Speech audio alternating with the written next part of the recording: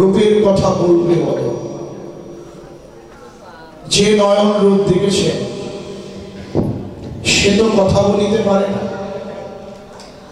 যে বদন রূপের কথা বলবে সে তো দেখতে পায় না। নয়নের কর্ম হলো দেখা, বদনের কর্ম হলো বলা, বেশ কমান। নাগরিকে কি বলব, এমন রূপের মানুষই হয় যারে ব্রহ্মা পায় না ব্রহ্ম, যোগী পায় না যোগ সাধনে, সে অনন্ত কোটি ব্রহ্মাণ্ডের কর্তা। গৌরের রূপ আমি দেখে এলাম, কি বলবো রে, তোরা একবার বিশ্বাস করে শোন। রূপের কথা শুনতে শুনতে যদি তোদের অন্তরে লালসা জাগে, সুরধ্বনি গঙ্গা জল ভরতে গিয়ে যে রূপ আমি দেখলাম পূর্ণ চন্দ্রিমা। হে বৈষ্ণবগণ মায়েরা, এই জগতের চাঁদ কলায় কলায় ফেটে যায়, বেড়ে যায়, কিন্তু 16 কলায় কখনো পূর্ণ হয় না। আর নদিয়ার নাগরিক যে অপ্রাকৃত গৌরচাঁদ দেখলে সেই চাঁদ ফাটেও না, বাড়েও না, একেবারে 16 কলায় পরিপূর্ণ। সেই চাঁদের কি জ্যোতি এই জগতের চাঁদ বহির্জগতের অন্ধকার দূরীভূত করে। আর আমার গৌরচাঁদ যে ভক্তের হৃদয় আকাশে উদিত হয়েছে, তার অন্তর জগৎ বহির্জগতে অন্ধকার দূরীভূত করে দেয়।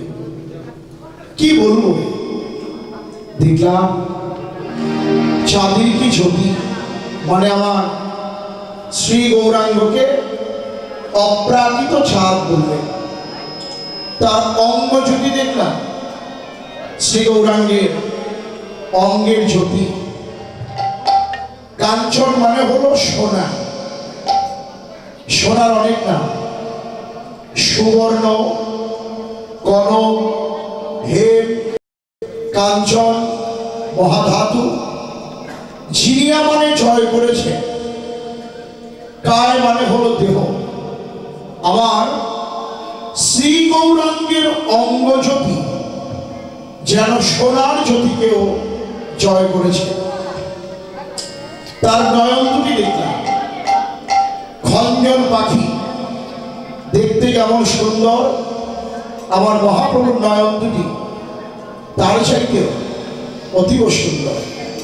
নাগরিকে মনে হলো রূপ দেখে জন্মের মতন ওই রূপের চরণে আত্মনিবেদন করি। যদি প্রণাম করতে হয়, আত্মনিবেদন করতে হয়, স্থান কোনটি? চরণ। তাই আমি যখন ভাবলাম যে আমার দেহ, মন, প্রাণ, জীবন, যৌবন, সর্বস্ব ওই রূপের চরণে আমি অর্পণ করব, এই ভেবে আমি যখন তার চরণের দিকে তাকালাম, কি বলবো রে, তার চরণ দুখানি দেখলাম, ও তার কি বা দুটি পদ যেন কত নব রাম রম্ভা তরু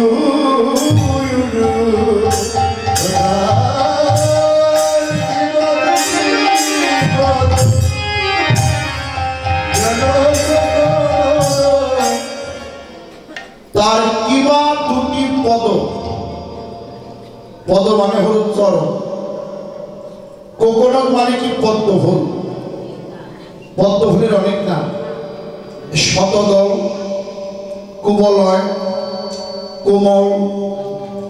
মহাপ্রভুর চরণ দুখানি দেখে মনে হলো যেন প্রস্ফুটিত পদ্মের ন্যায়। তার উরুখানি দেখলাম রাম রম্ভা তরু উরু। রম্ভা মানে হলো কলা, তরু মানে হলো গাছ কিংবা বৃক্ষ। মহাপ্রভুর উরুখানি দেখলাম ওই রামকলা বৃক্ষের মতন সুন্দর। চরণ পানি চেয়ে দেখলাম আকাশের বিধু পদে বিরাজিছে,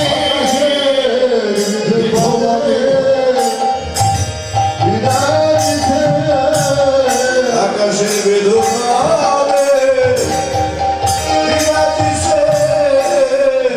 যে সমস্ত নাগরীরা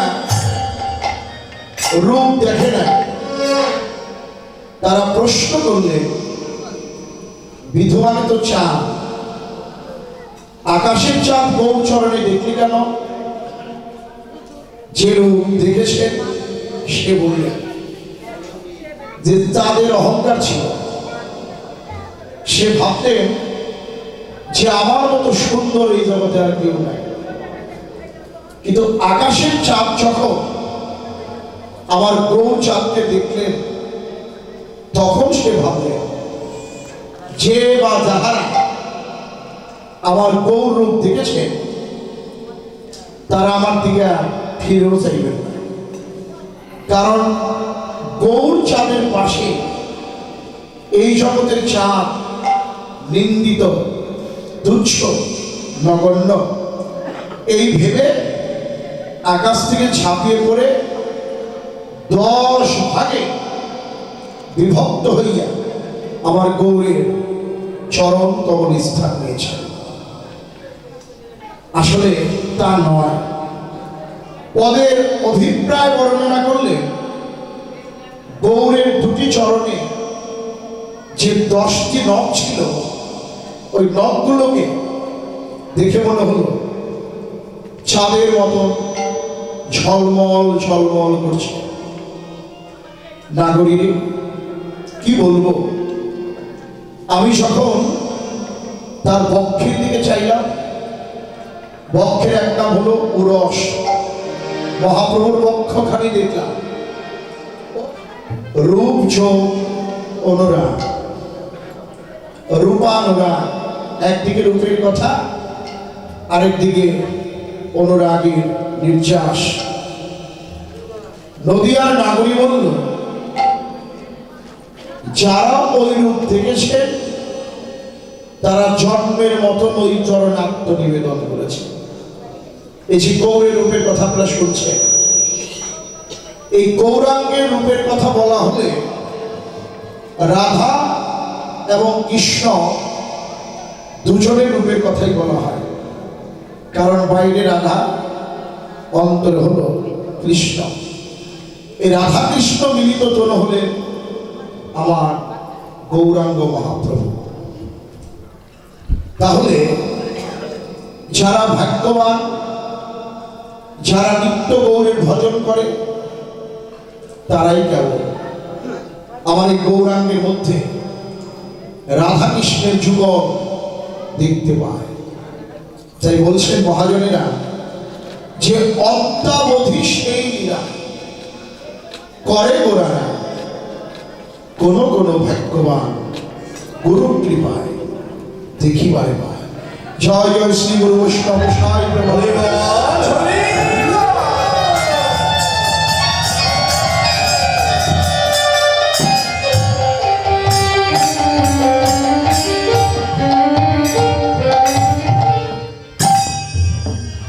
দেখেছেন অনেকে। একজনের নাম না বললেই না, যার নাম হলো হরে কৃষ্ণ, ভালো করে জানেন তো, যার নাম হলো রায় রামানন্দ। গোদাবরী তটে মহাপ্রভুর সঙ্গে সাধ্য সাধন তত্ত্ব আলোচনা করছিলেন রামানন্দ। রামানন্দের বদন থেকে হরি কথা শ্রবণ করে আমার গৌর হরি সাত্বিকভাবে বিভোর হয়ে গোদাবরীর তটে ঢলে পড়ল। যখন গোদাবরীর তটে ঢলে পড়লেন, রামানন্দ ডেকে বললেন, প্রভু তোমায় দেখে যেন চিনি চিনি মনে হয়। দেখেন, ভক্তরা ভজনের দ্বারা ভগবানকে ধরে নেবে, কিন্তু ভগবান সহজে ভক্তকে ধরা দেয় না, তিনি লুকিয়েই থাকে। রামানন্দকে বলল, রামানন্দ তুমি তো বৈষ্ণব, যেখানেই তুমি তাকাও সেখানেই তুমি ব্রহ্ম দর্শন করো। আমার মধ্যে যেটা তুমি দেখছো এটা তোমার দেখার ভুল। রামানন্দ বলে, না প্রভু, না, পহিলে তোমায় দেখি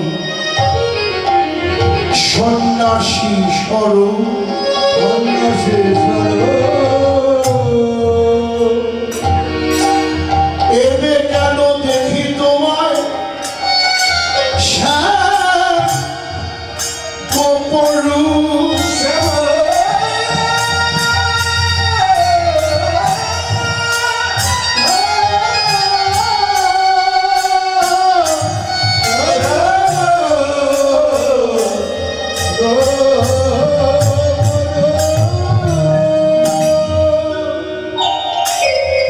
প্রভু হে,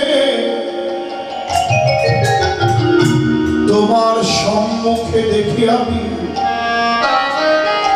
কাঞ্চন পঞ্চালিকা,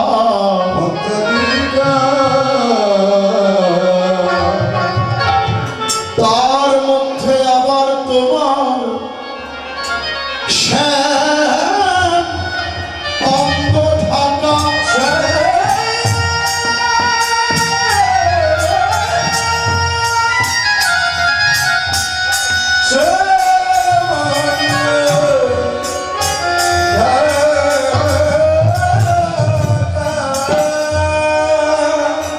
ভক্তের কাছে ভগবান ধরা পড়ে গেলে আর লুকিয়ে থেকেই বা কি লাভ? রামানন্দকে বলল, রামানন্দ তুমি তো আমাকে ধরেই ফেললে, এবার নয়ন ভরে দেখো, বিলম্ব না করে এবার তবে হাসি ভুলাবে দেখাইব স্বরূপ।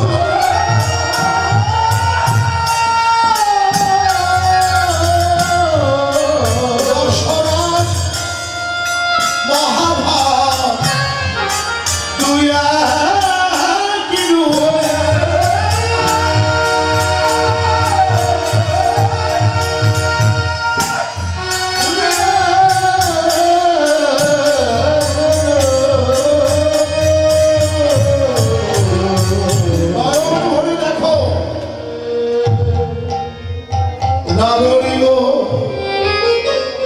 কি বলবো সেই রূপের কথা।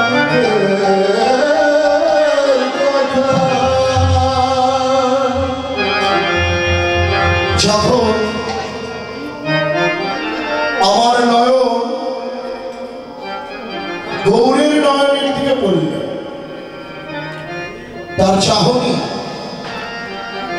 এমনই তার চাহনি যেন আমার হৃদয় মন সব চুরি করে নিল। অমিয়, অমিয় মানে হলো গভীর, পাথর মানে হলো সাগর কিংবা সমুদ্র। গৌররূপের সাগরে তরুণীর মন ডুবে গেল, যুবতীর মন ডুবে গেল। সাগরে না ডুবলে রত্ন পাওয়া যাবে না। পঞ্জিকা যারা দেখে 27 নক্ষত্রের মধ্যে একটি নক্ষত্রের নাম হলো সাথী নক্ষত্র। ওই সাথী নক্ষত্রের তিথিতে সাগরের উপর বড় বড় ঝিনুক মুখ খুলে ভাসতে থাকে। ওই ভাসমান ঝিনুকের মধ্যে যদি এক বিন্দু বৃষ্টি কিংবা শিশির কণা পড়ে, ওই ঝিনুক মুখ বন্ধ করে সাগরে অতল তলে তলিয়ে যায়। বহুদিন পর তার মধ্যে জন্ম নেয় মহামূল্যবান রত্ন, যার নাম কি? মুক্তা। সেই মুক্তা কারা পায়? যারা বড় বড় ডুবুর, তারা সাগরের বুকে ঝাঁপিয়ে পড়ে,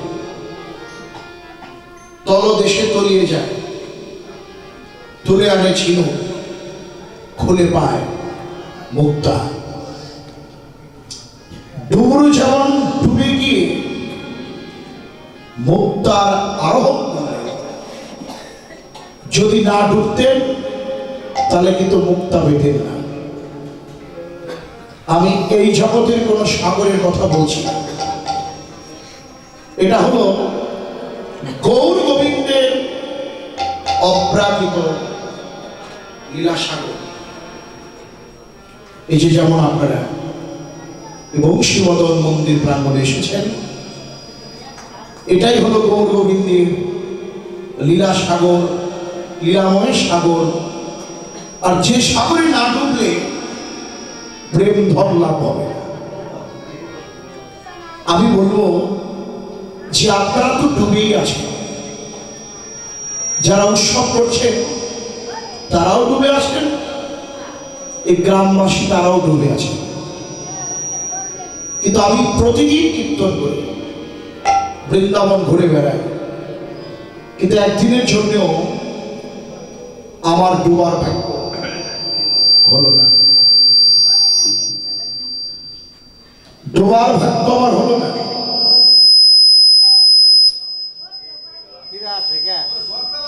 হরে কৃষ্ণ।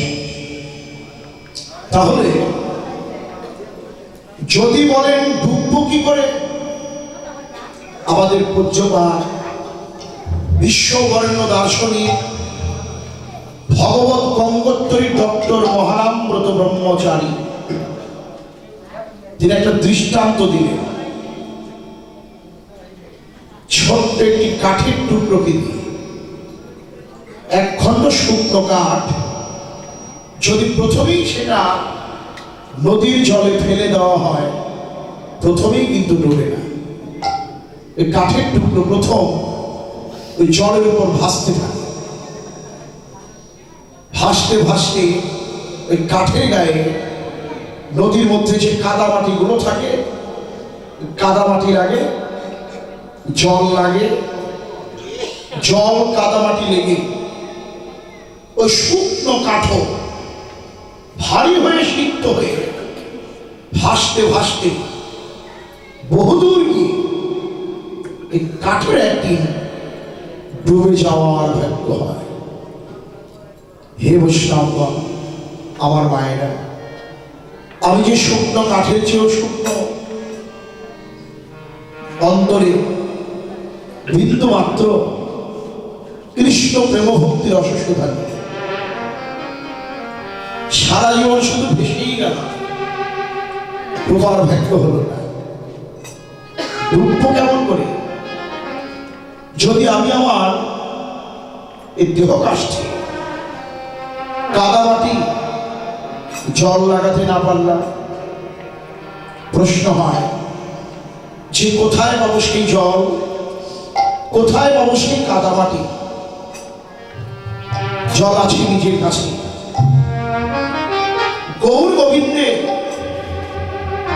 অপ্রাকৃত নিত্যলীলা স্মরণ করতে করতে যদি একবার তোমার নয়নের পথে বাড়ি পরিষ্কার হয়,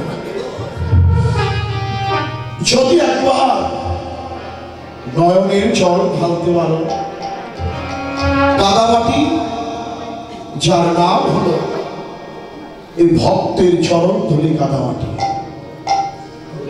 যদি একবার ভাগ্য গুণে ভক্তের চরণ ধুলি কাদামাটি আমার গায়ে লাগে, এই দেহ একটা মালতী ফুলের মালা, প্রত্যেকটি ফুলের মধ্যে ভ্রমর বিরাজ করছে। এমনিতেই একটি সুন্দর মালা মহাপ্রভুর গলায়, তাতে আবার মধুকর, ঘন মানে মেঘ। শ্রী গৌরাঙ্গের কালো কোকড়ানো চুলগুলো কুঞ্চিত মানে কোকড়ানো। আমার মহাপ্রভুর মাথার চুল আকাশের কালো মেঘকেও জয় করলেন। শুধু কি তার, শুধু তাই নয়, আবার দেখলাম তিলক বিনিন্দিত সধর রূপক,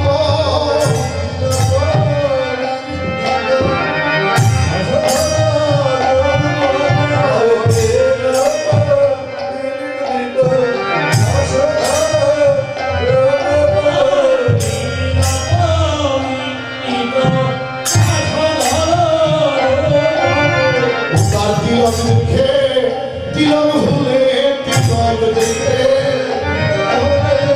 তিলক দেখে তিলক ভুলে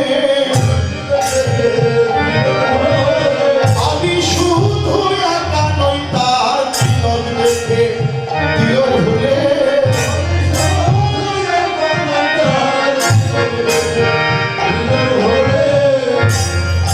তিলক,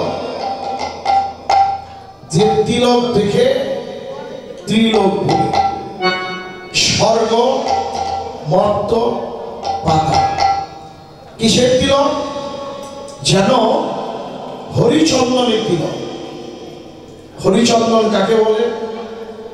আমরা সকলে অবগত আছি যে ভগবানের সেবায়, শ্রী বিগ্রহের সেবায়, শালগ্রাম শিলার সেবায় শ্বেত চন্দন ব্যবহার করা হয়।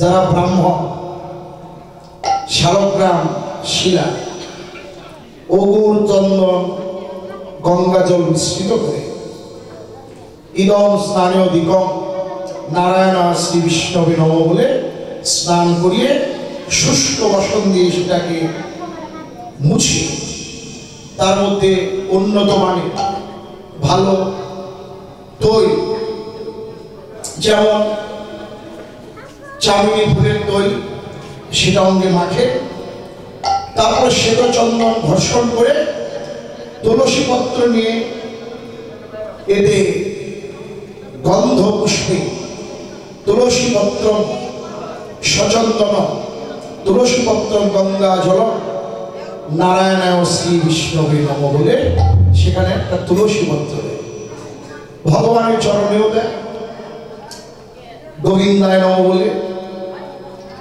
এবং শক্তি আরাধনা, যেমন দুর্গা পূজা, কালী পূজা, কাত্যায়নী পূজা, বিপদনাশিনী পূজা, যে কোনো পূজাই হোক, সেখানে যে চন্দন ব্যবহার হয় তার নাম হলো রক্ত চন্দন কিংবা লাল চন্দন।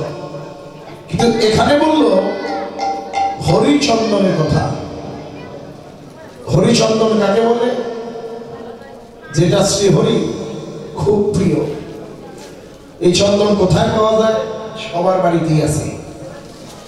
তুলসী কাষ্ঠ থেকে যে চন্দন হয়, যে তুলসী বৃক্ষটা পেয়ে যায়, সেখান থেকে ডালগুলো ছোট ছোট করে কর্তন করে রাখে, সেটা একমাত্র গৌর গোবিন্দের সেবায় আপনি দিতে পারেন। তুলসীকে ধর্ষণ করে যে চন্দন হবে সেটা আপনি তার সেবায় দিন। তুলসী পত্র না দিলেও চলবে। সাক্ষাৎ তুলসী হলো আমার হরিচন্দন। সেই চন্দন আমার গৌরাঙ্গ মহাপ্রভু ধারণ করেছে। যে তিলক দেখলে ত্রিলোক ভুলে যায়, হরিচন্দনে সাজাবে, সেই রূপ থেকে পতিত্ব বরণ করতে পেরেছে।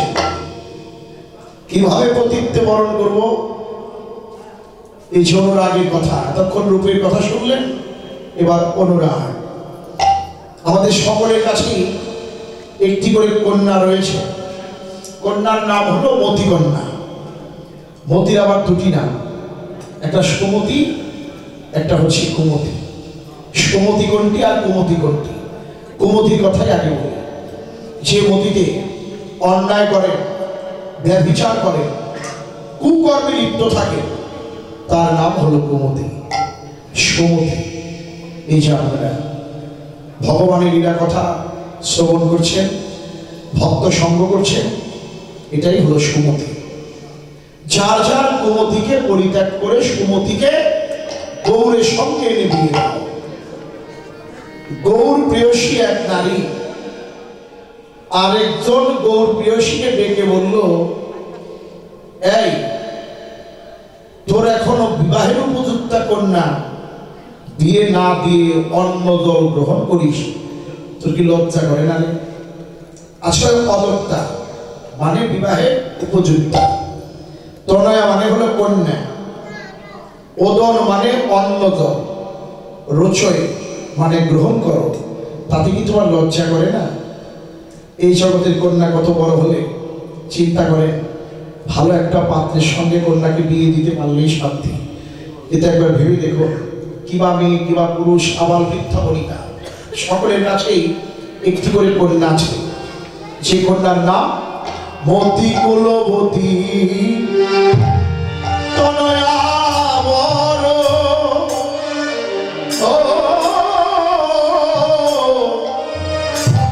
আমার গৌরী বিশ্বাস হরসনে সম্বন্ধ করো।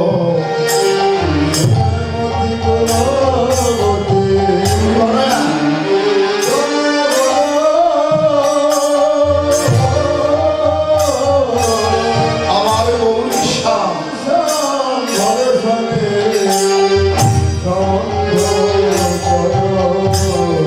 তোমার মতি তনয়া বড় হয়েছে,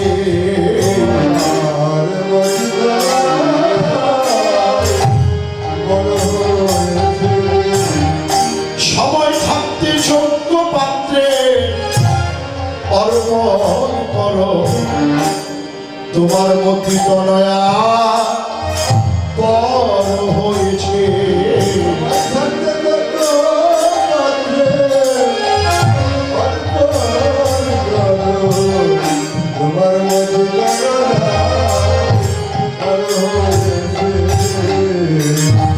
যোগ্য পাত্রে কন্যাকে অর্পণ করব।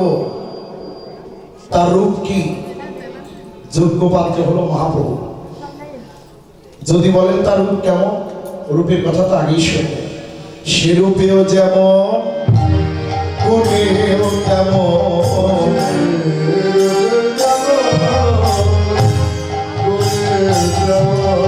সে যে কুলেও যেমন, শিরেও তেমন, রূপেও যেমন, কুলেও তেমন, কুলেও যেমন, রূপেও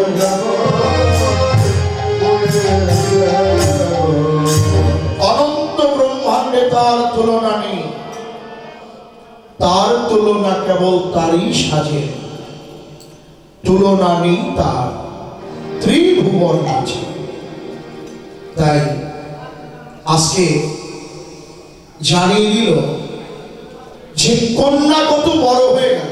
এটা আমার কথা আমি বলছি, যে আমার কন্যা কত বড় হয়ে গেল, এখনো কন্যাকে আমি বিয়ে দিতে পারলাম না। হে বৈষ্ণবগণ, আমার মায়েরা, যদি কন্যাকে বিয়ে না দিয়ে আমি মরে যাই, আমার গতি হবে কি? কুটুম কারা হবে?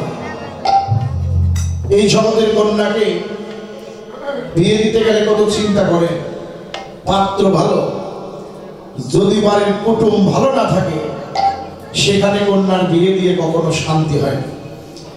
কিন্তু আমার এমন পাত্র গৌর হরি, কুটুম কারা? এই আঙিনায় যেদিন অধিবাস হয়েছে 64 মহন্ত, দ্বাদশ গোপাল এদের নিমন্ত্রণ করে এনেছেন।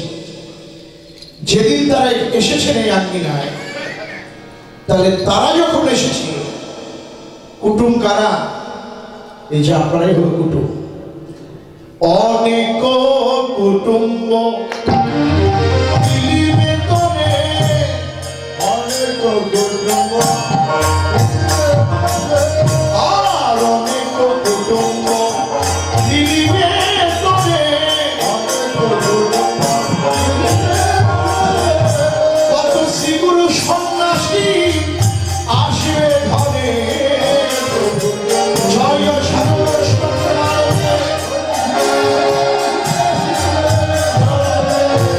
সাধন করেও পাওয়া যায় না, তারা খুঁজে খুঁজে আপনি আসবেন, সাধন করেও পাওয়া যায় না।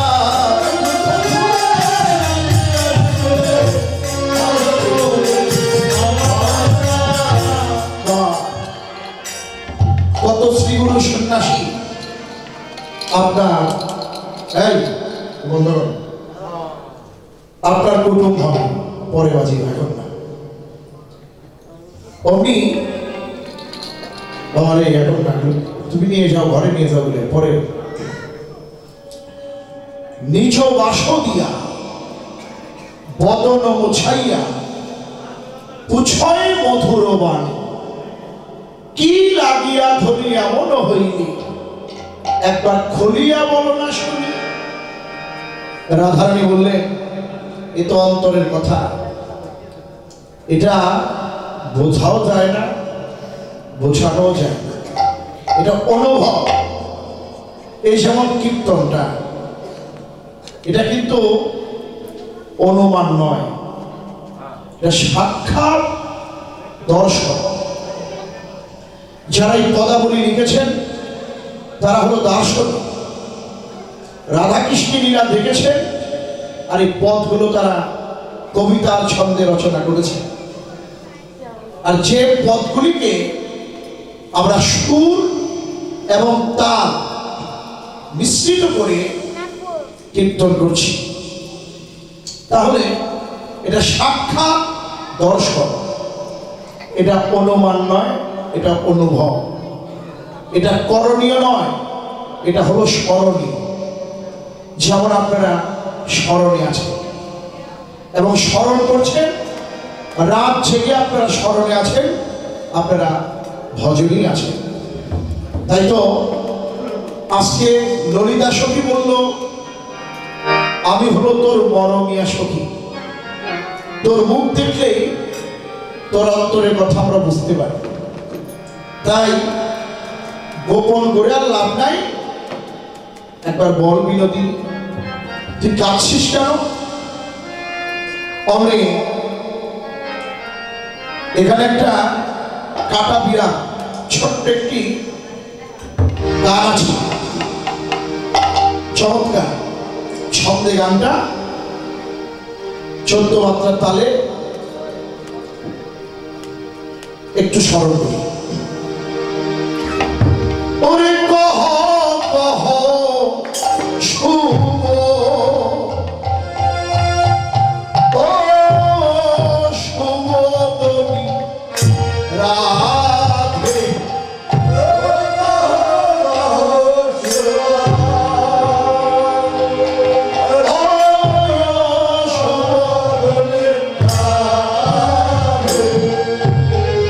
তোর হইল হইল বি আরে,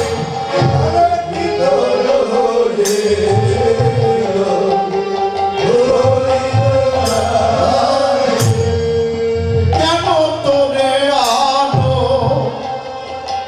ওই আনো মনে দেখি,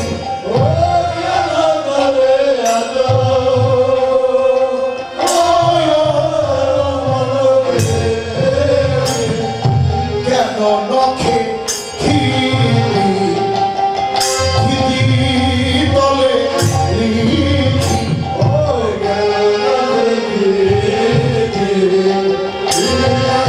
লিখি তলে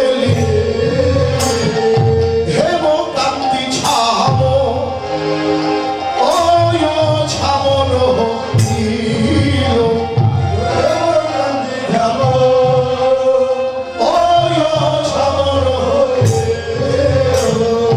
রাঙা বাস খুশি খুশিয়া করিল খুশিয়া রাধে সোনার বরণ মলিন হলো তোর রাঙা বাস খসিয়া পড়িল। একবার বল। রাধারানী বলেন শোন, একটু ধৈর্য নিয়ে বস, আমি বলছি। এটা আরম্ভ করলেন ললিতা আদি বিলিয়ব ছানকালে আমি একা গিয়ে ছিলাম ঝড়।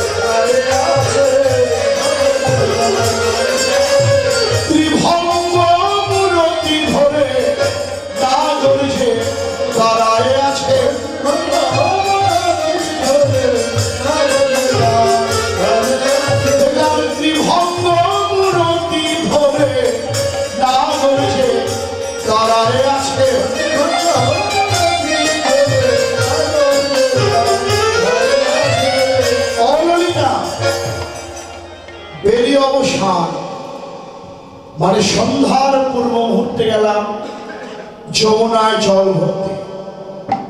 আমি জলের মাঝখানে কৃষ্ণকে দেখলাম মাথায় একটা ফুলের চূড়া, ফুলেরও চূড়াটি মাথে বহন মরলি হাতে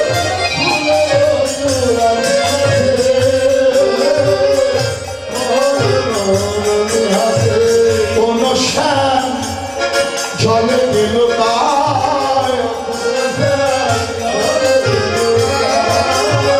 দেখি দেখি দেখি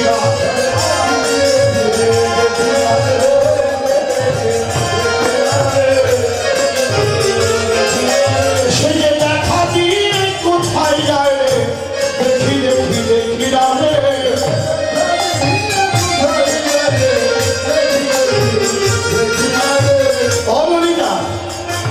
দেখলাম মাথায় ফুলের চূড়া, চূড়াখানি আবার বাম দিকে হেলে আছে। দেখলাম চূড়ার টালি বামে মোহন বঙ্কিম ঠাবে।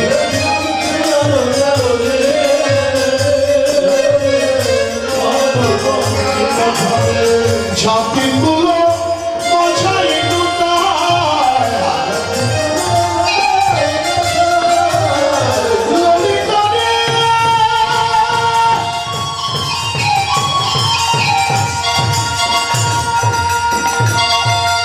ও ললিতা,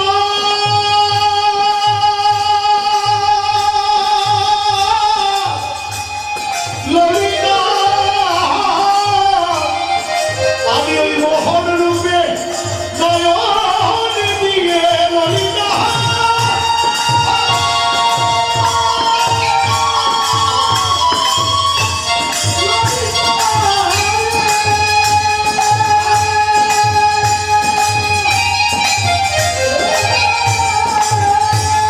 ওই মোহন রূপে আমি জাতি কুল মহাছাইল তায়রে,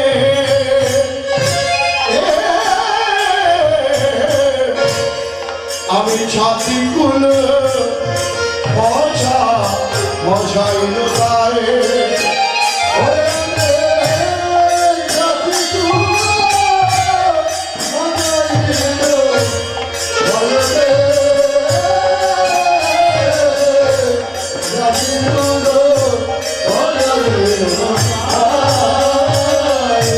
ললিতা, যখন আমি যমুনায় গেলাম, প্রথম কি করলাম, ওই কলসি দিয়ে প্রথম যমুনায় ঢেউ দিলাম। পূর্ণ চলে ঢেউ দিলে বিম্বয় ওঠে আচম দিলে।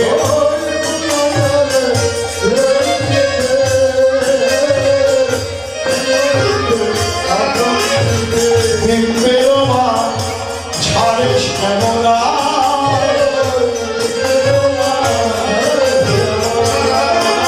গ্রামে যতই বিম্ব ততই কৃষ্ণ, যতই যমুনাময় কৃষ্ণ দেখি, যতই বিম্ব ততই কৃষ্ণ।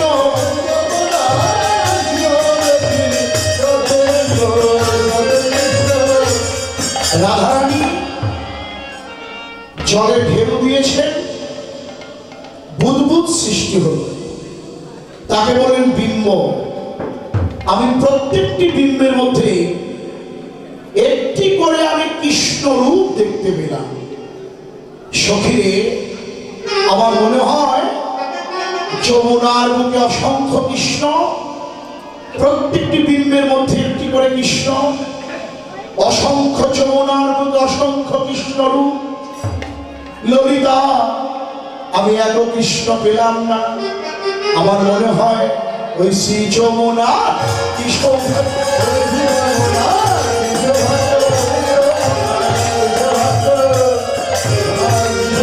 সে অনন্ত কৃষ্ণ বুকে ভরে শ্রী যমুনা কি সৌভাগ্য। সে অনন্ত কৃষ্ণ বুকে ভরে আমি এত কৃষ্ণ পেলাম না রে অনন্ত।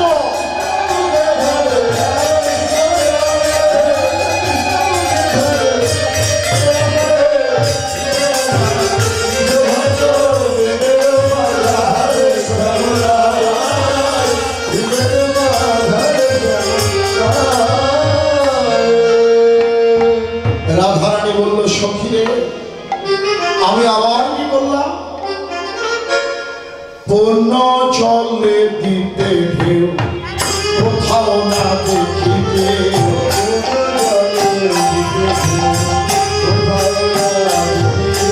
জল স্থির হলে দেখি কারণ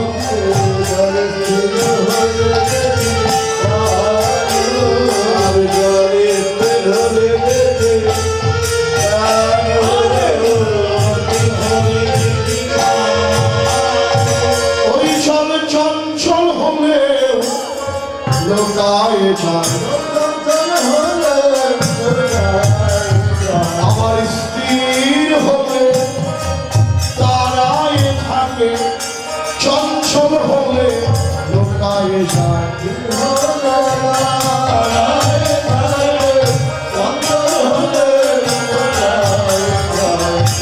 যমুনা যখন স্থির হয়, শ্যাম নাগরও দাঁড়িয়ে থাকে। আবার যখন চঞ্চল হয়, কৃষ্ণকে আমি আর দেখতে পাই না। প্রত্যেকটা পদের মধ্যেই ভজন। যেখানে চঞ্চলতা থাকে সেখানে কোনোদিন ভগবান থাকে না। ভগবানকে ধরতে হলে আগে চঞ্চল মনকে শান্ত করে। যেখানে স্থিরতা সেখানেই তো আমার ভগবান থাকে। অমনি রাধা বলল, সখী কি বলবো, যমুনা স্থির হলে শ্যামনাগর দাঁড়িয়ে থাকে, চঞ্চল হলে আর কৃষ্ণকে আমি দেখতে পাই না। তখন ললিতা প্রশ্ন করল, যে রূপ যখন স্থির হয়ে দাঁড়ালো তুই তাকে ধরলি না কেন? ধরলি তো পারতিস। রাধারানী বললেন, সেই চেষ্টা আমি করেছি, কিন্তু তাকে ধরি ধরি মনে করি, ধরিতে নাহি তো পারি।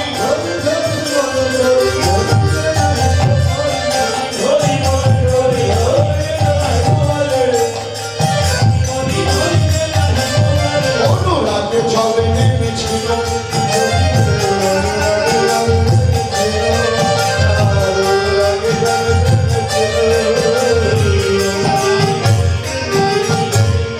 ওই অধর চাঁদকে ধরবো।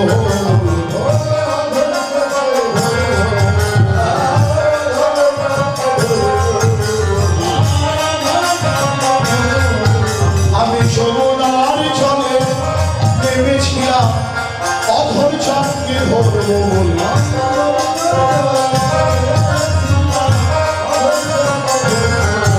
আমি পরে মারাইয়া যাই শ্যামনাগর বাড়ি পাই, সেই দুঃখে হৃদয় বিরলে ধরতে গিয়েও পেলাম না।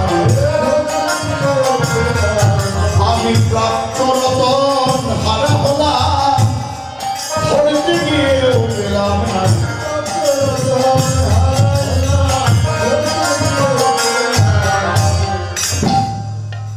রাধারানী বললেন, যে কৃষ্ণকে আমি ধরতে গিয়েও ধরতে পারলাম না, ভগবানকে ধরাও এত সহজ না। ভক্তমার গ্রন্থে আমরা দেখি যে ধ্রুব প্রহ্লাদ মাত্র 5 বছর বয়সেই ভগবানকে ধরলেন।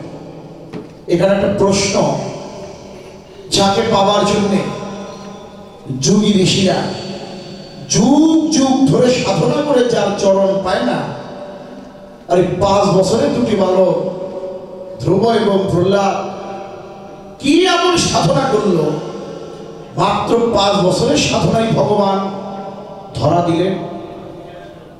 5 বছরের সাধনা নয়, এটা হলো পূর্বজন্মের সাধনা। এই পূর্বজন্মের সাধনা সাধনা করতে করতে যখন 5 বছর এসে সাধনা পূর্ণ হয়েছে, তখনই ভগবান করুণা করেছে। যেমন আপনারা সাধনায় আছে, ভক্ত সাধনায় উপরে ওঠে, ভগবান করুণায় নিচে নামে, মিলন হয় ভক্ত ভগবানের হৃদয় মন্দির। যে যতটুকু সাধন ভজন করবে ততটুকুই এগিয়ে রইবে। ভক্তের মনের আশা,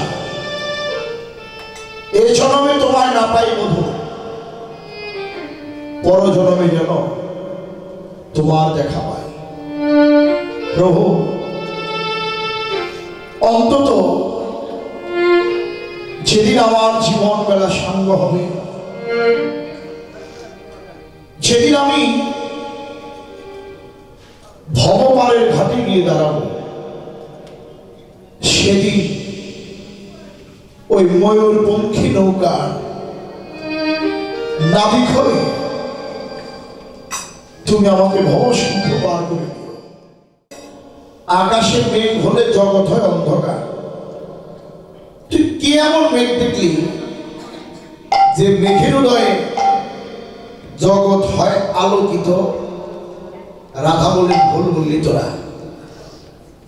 কে বলেছে এই জগতের মেঘে জগৎ আলো হয় না? হয়। কখন হয়?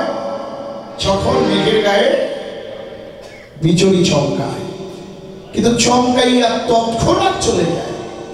আর রাধারানী যে কৃষ্ণ মেঘের কথা বলছেন, সে মেঘের গায়ে যে বিজলি লেগে আছে, তার চঞ্চল স্বভাব দূরে গেছে গোবিন্দের সঙ্গ পেয়ে।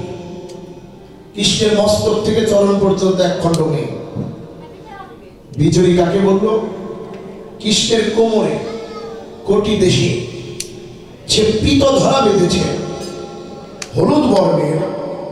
ওই পিত বসন দেখে মনে হলো যেন একটা বিদ্যুৎ মালা মেঘকে জড়িয়ে আছে।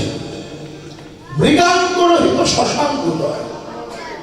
শশাঙ্ক মানে চাঁদ, মানে কৃষ্ণের কপালে যে চন্দন বিন্দু মা যশোদা দিয়েছে, এই চন্দনের বিন্দু দেখে মনে হলো যেন একটা নিষ্কলঙ্ক চাঁদের উদয় হয়েছে। আকাশে যদি মেঘ হয়, ময়ূর কি করে? পেখম মেলে নৃত্য প্রদর্শন করে, মাটিতে নাচে। আর এটা হলো অপ্রাকৃত মেঘ। এই জগতে যা হবে অপ্রাকৃত জগতে সব উল্টা। আকাশে মেঘ দেখে যদি ময়ূর মাটিতে নৃত্য করে, আর রাধা বললেন, আমি দেখলাম নাচিছে ময়ূর জলদবনি, নাচিছে ময়ূর জলদবনি। দেখলাম মেঘের উপর ময়ূর নাচে, ও তার চূড়ায় ময়ূর পাখা নয় যেন মেঘের উপর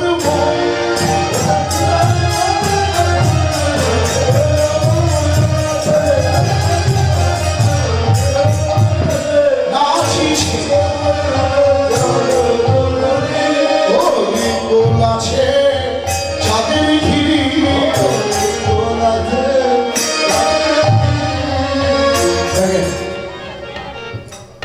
অলকা নয় অলিকা, মানে কপালের সামনের চুলগুলিকে বলো অলকা। কৃষ্ণের চুলগুলি কোকড়ানো দেখে মনে হলো ভ্রমর। এই যে কপালের মাঝখানে চন্দন, এটাকে বলে চাঁদ। আর এই কোকড়ানো চুলগুলিকে বললেন ভ্রমর। দেখে মনে হলো চাঁদকে ঘিরে ভ্রমর বিরাজ করছে। হ্যাঁ, অলিকুল আছে চাঁদেরই ঘিরে। হ্যাঁ, আবার দেখলাম বিগজ সরজ মিলিত বিধু।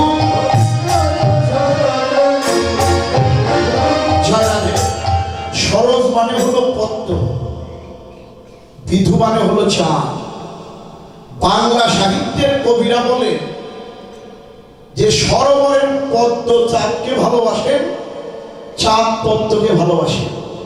কিন্তু এই জগতে চাঁদ এবং পদ্মের মিলন কোনোদিন সম্ভব না। তো রাধা বলল, আমি দেখলাম এই এখনই দেখে গেলাম, চাঁদের পদ্মের মিলন হয়েছে। চাঁদ পদ্মের মিলন কিভাবে সম্ভব? দেখেন, পদের অভিপ্রায় বর্ণনা করছে।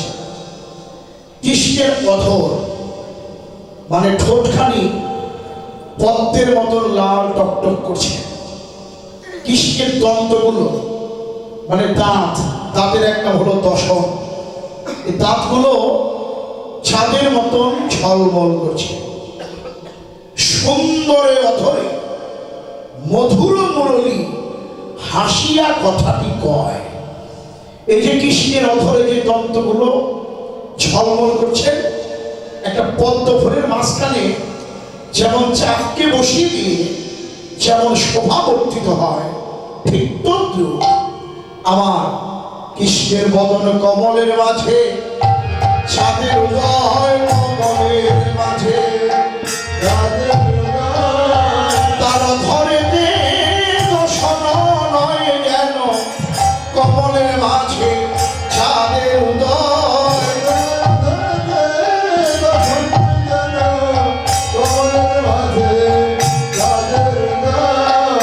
মেঘের গরজে পরিখে মধু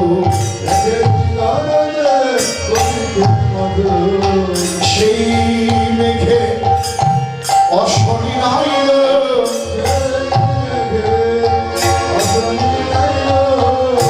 কৃষ্ণের অধরে যে মুরলীর ধ্বনি হয় সেটাই হলো মধু। মধু চলছে জমিতে, যেমন ফসল না থাকলে সেই জমির যেমন কোনো মূল্য নাই, ঠিক তদ্রূপ এই বৃন্দাবনের জমির ফসল হলো আপনারা সাধুগুরু বৈষ্ণব। আর এই ফসলকে যদি উর্বর করতে হয় বৃষ্টির দরকার, আর বৃষ্টির জন্য মেঘের দরকার। তাহলে এই বৃন্দাবনের জমির ফসল যদি আপনারা হন, তাহলে উর্বর শক্তি বৃদ্ধির জন্য বৃষ্টির প্রয়োজন, মেঘের দরকার। মেঘ কোথায়? কৃষ্ণ জলধর জগৎ জীব শস্য উপর কি পরিশ্রম করছে? এই আজকে সকাল থেকে আপনারা গৌর গোবিন্দের লীলা স্মরণ করছে। বরি খৈরিলা অমৃত ধার,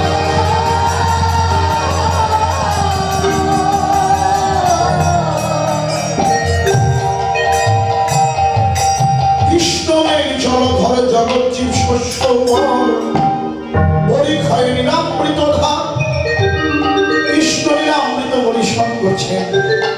মেঘের গরজে পরিখে মধু আরয় পরূপ কহিতে নারী,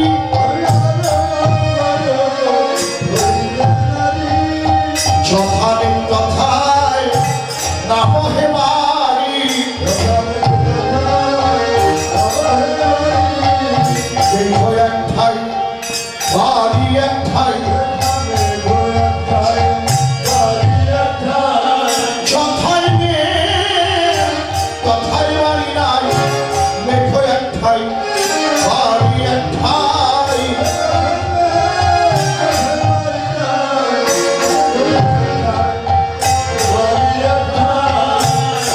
পূবের আকাশে মেঘ হলে পূব দিকেই বৃষ্টি হয়। রাধা যে মেঘ দেখলো, সে মেঘের উদয় হয় এক দেশে আর বৃষ্টি হয় অন্য দেশে। কোন দেশেই বা উদয় হয়, কোন দেশেই বা বৃষ্টি হয়? ওই মেঘ ভক্তের হৃদয় আকাশে উদয় করি,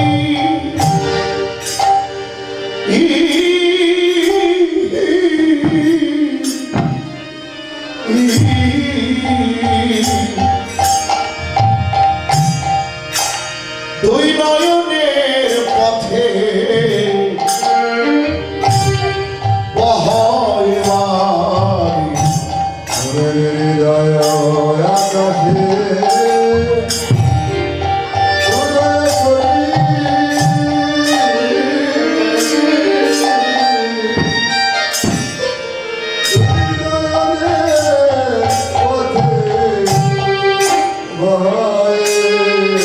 বারি, ওই নবীন মেঘে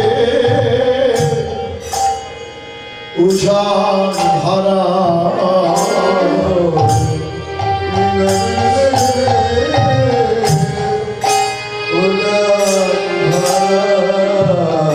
ওই মেঘ হৃদয়ে উদয় নয়নে ধারা, নবীন মেঘের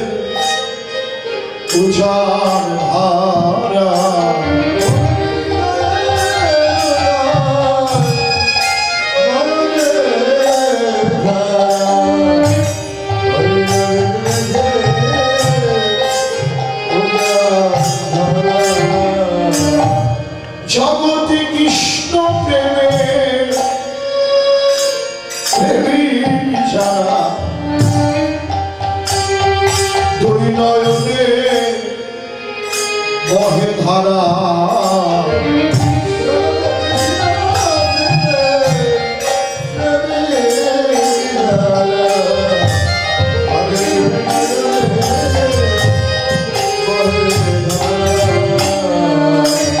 উপস্থিত সমবেত ভক্তমণ্ডলীগণ,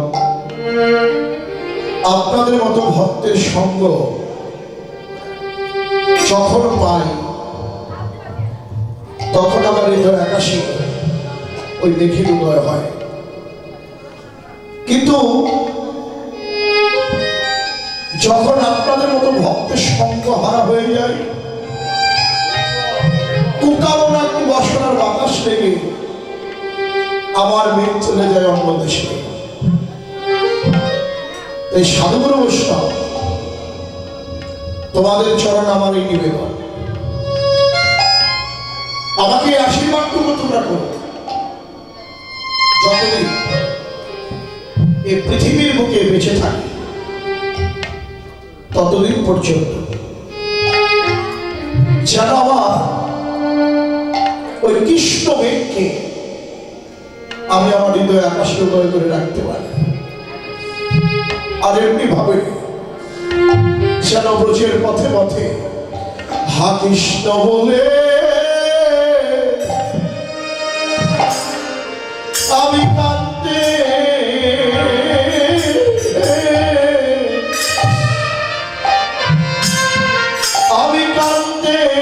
পারি, ব্যথ ছলে পতঙ্গের বলে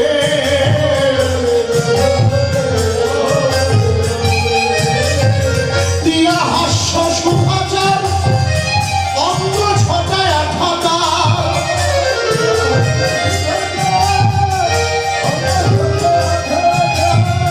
আখি পাখি তাহাতে পড়িল,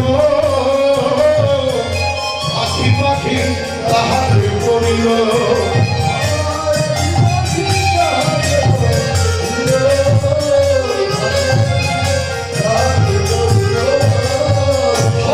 সালে বদ্ধ হাতি বাধা ছিল এবারাতি,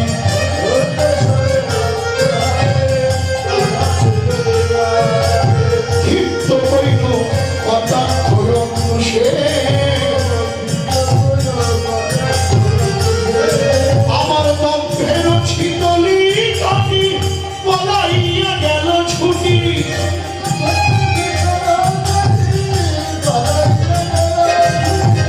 নাহি পাইলাম তাহার উদ্দেশ্যে, নাহি পাইলাম তাহার উদ্দেশ্যে।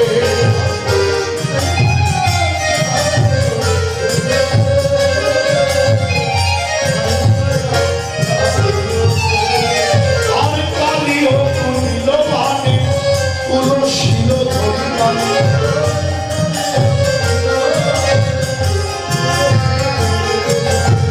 অতএব ফল ভোজবা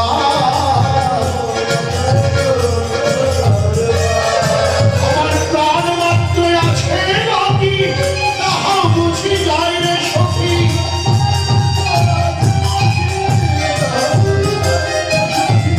ভনয়ে জগদানন্দ দাস হরে, ভনয়ে জগদানন্দ দাস।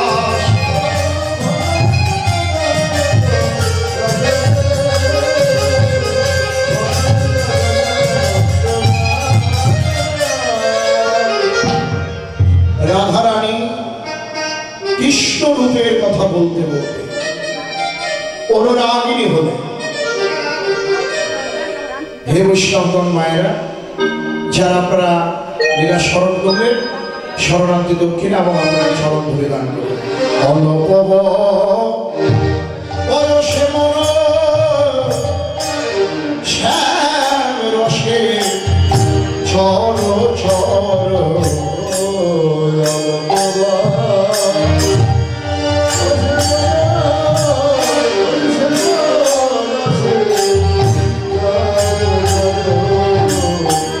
না জানি কি হবে পরি নামে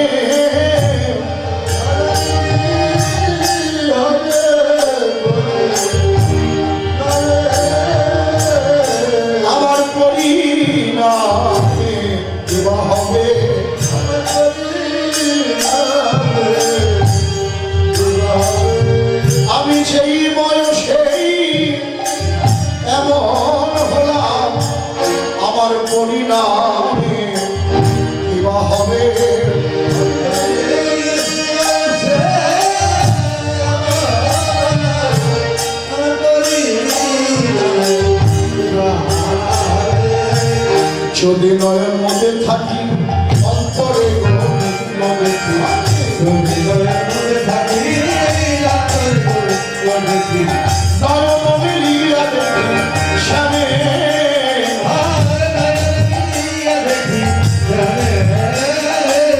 কি বলিব তোদের আগে তাদের পেলাম শ্যামলালে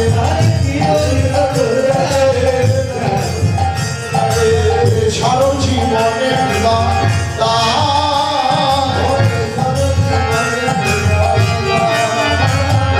লাগবে না রে কোন গাছে লাগবে না রে এই কোন গাছে লাগবে না রে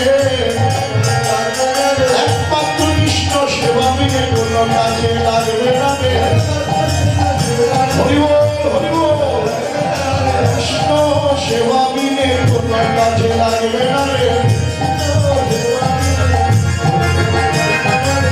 কি বলিব তোদের আগে টাকা পেলাম শ্যামলালে ছাড়ো জীবনে বিবাদা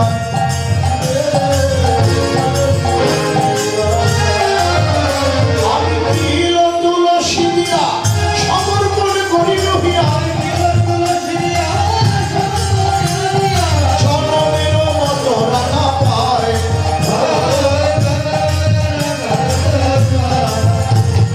যেন ধীরে ধীরে মনে পড়ে অভাগিনীর আধার কথা ধীরে ধীরে মনে পড়ে শ্রবণে কুণ্ডল যোগিনী হইয়া সাগরে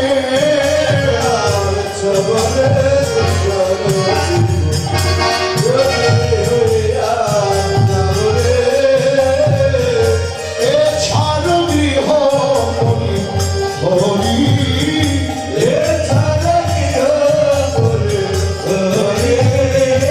কৃষ্ণ নাম জনম আয়ু সুখে রে